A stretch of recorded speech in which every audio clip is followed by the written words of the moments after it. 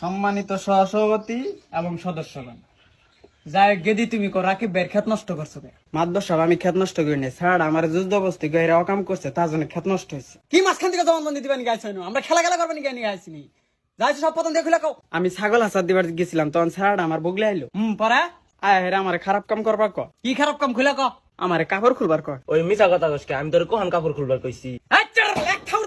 বেশি কথা কস না, অকাম করবার গেলে মন থাকে না। তুই সব খুলে কয় শরীয়তের বিচার হইতেছে, বললে আমি শুধু আমরা শোনে না। মাদ্দার সাহেব, আমি এত না করলাম, আমার কোনো কথাই শুনে না। আমার হুয়াইলো, হুয়াইরে কি কি করলো, এনে কান্দার কাম বাজানে হুয়াই কি করলো এটা ক। কি করছে আনে রে বুঝে রে, না মেরিলে কোহাম না। কি করলো আমরা কিভাবে করে বুঝবো? আমরা কেউ আসছিলাম নাকি? সভাপতি সাহেব, আপনি কি কিছু বুঝছুন? না না না, আমি তো কিছু বুঝলাম না। আমার হাতে নুচ্চামি করছে। মাদ্দার সাহেব আমার এক পা খেত নষ্ট করে ফেলেছে, আর আমি চূড়ান্ত বিচার চাই। রাহা, তুমি এত ভালো বেড়ানো ছিল না, যাইছে দেখতেছি আমি। যাই গেদির জবানবন্দিতে কম বেশি আমরা যাই বুঝলাম। গেদি তুমি বহ। এই রাকিব আলী, গেদি যে কথাগুলি কয়ে গেল, সব কথা কি হাসা? হ মাতবর সাহেব, ও যা কইছে তাই হাসা। আপনারা যা করবেন তাতেই আমি রাজি। যাই দুজনের কথাবার্তায় যা বুঝা গেল, এক হাতে তালি বাজানা দোষ দুইজনই।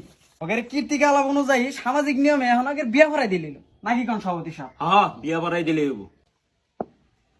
যাই হোক, এখন রাইতে গেতাছে গা, আমরা নুডাউডি করি নাকি কোন? হ্যাঁ হ্যাঁ।